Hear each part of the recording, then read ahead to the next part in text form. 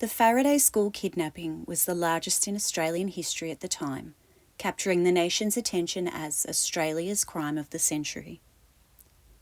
The town of Faraday, a tiny rural community on the Calder Highway in Victoria, had a population of about 50 people in 1972. It was a quintessential country town, boasting a single school, one church and a few weatherboard cottages scattered across the landscape. The surrounding countryside was dotted with sheep, cattle, granite boulders and dense scrub. Life there was simple, with the local primary school serving as the heart of the community. Only 10 students were enrolled at the school, which was run by a single teacher. The 6th of October 1972 was a wintry Friday afternoon, though the rain had cleared. In the one-room schoolhouse, 20-year-old Mary Gibbs was wrapping up the school day. It was her first year teaching, and she was playing musical chairs with her students when 2 masked men suddenly burst through the door. Mary was at the piano when they appeared, one wearing a balaclava and holding a rifle, the other in a floppy hat and dark glasses. "School's over for today, kids," one of them said. At first, Mary thought it was an elaborate joke, but the weapons in their hands quickly proved otherwise. The 2 men, later identified as unemployed plasterers and friends, Robert Clyde Boland, 32, and Edwin John Eastwood, 21, had planned the attack meticulously. They stormed the classroom armed with a shotgun, knives and chains. Their target, Mary and her young students.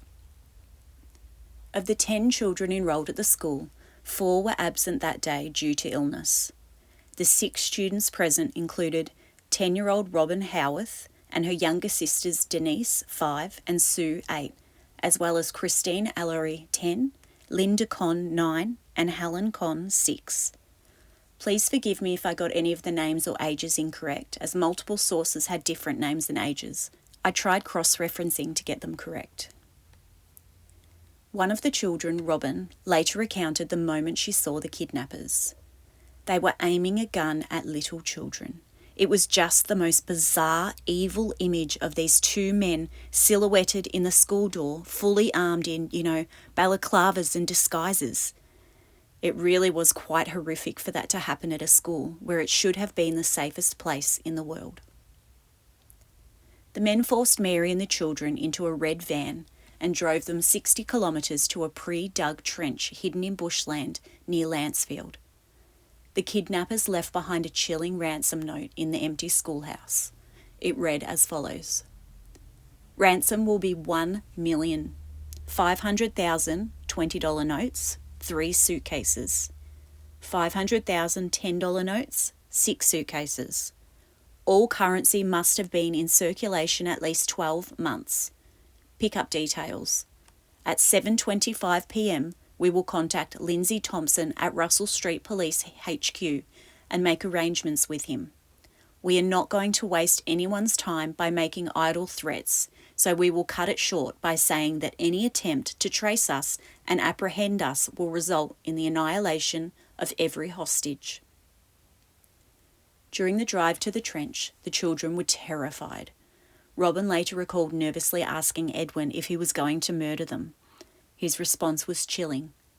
"We have nothing to gain by killing you, and then again, nothing to lose either." Upon reaching the trench, the hostages were confined to the van. Meanwhile, one of the kidnappers, Edwin, left to contact the Sun newspaper. Journalist Wayne Grant received the call at 4:40 p.m. "I've just kidnapped the teacher and kids from the Faraday School," the voice said. The caller gave instructions to find the ransom note at the school before hanging up. Back at the trench, Robert kept guard, holding a flick knife.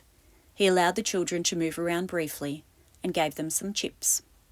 To distract themselves, the children pretended that they were on a nature excursion, collecting leaves and making boats from sticks. Years later, Christine Ellery described how they suppressed their emotions to avoid crying or panicking.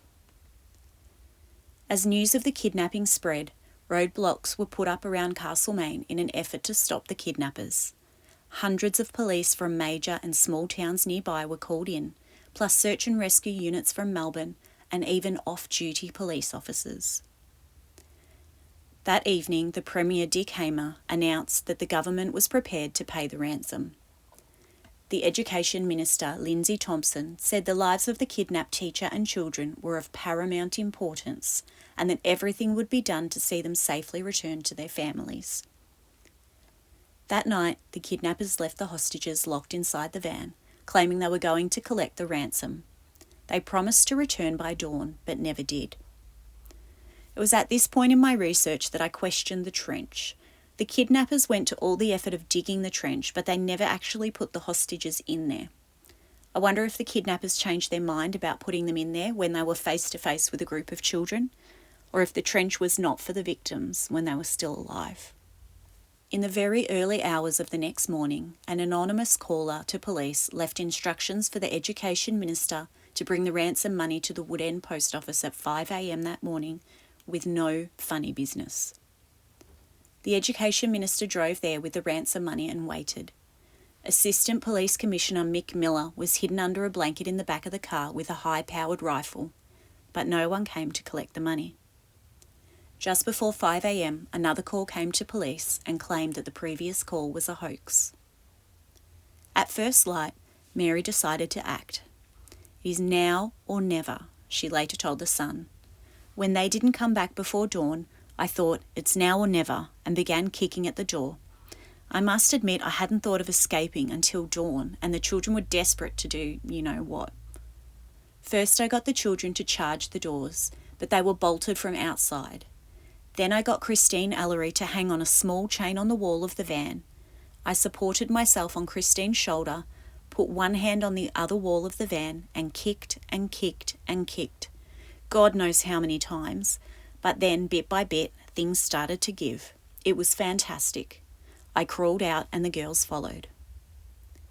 Once free, Mary and the children slipped into the tree line and began walking along a country road. Exhausted and scared, they eventually encountered a group of rabbit hunters at around 8 a.m, who helped them to safety. In 1973, Mary Gibbs was awarded the George Medal for her bravery in leading their escape. She was hailed a hero, although Mary and the children faced many years of nightmares due to the trauma of the ordeal. An extensive manhunt followed, and hundreds of police officers worked tirelessly to locate the kidnappers. Within days, Robert Boland and Edwin Eastwood were identified and arrested at their homes in Bendigo and Edithvale, southeast of Melbourne. Robert Boland and Edwin Eastwood went to trial for the kidnapping. The trial revealed Edwin's willingness to cooperate with police, providing evidence against Robert in exchange for leniency with 3 previous robbery charges. Edwin was sentenced to 15 years in prison with a non-parole period of 10 years. Robert faced 3 trials before receiving a 17-year sentence with a non-parole period of 12 years. Though justice was served, the Faraday kidnapping remains a haunting chapter in Australia's history, a reminder of the terror that unfolded in a place meant to be safe for children.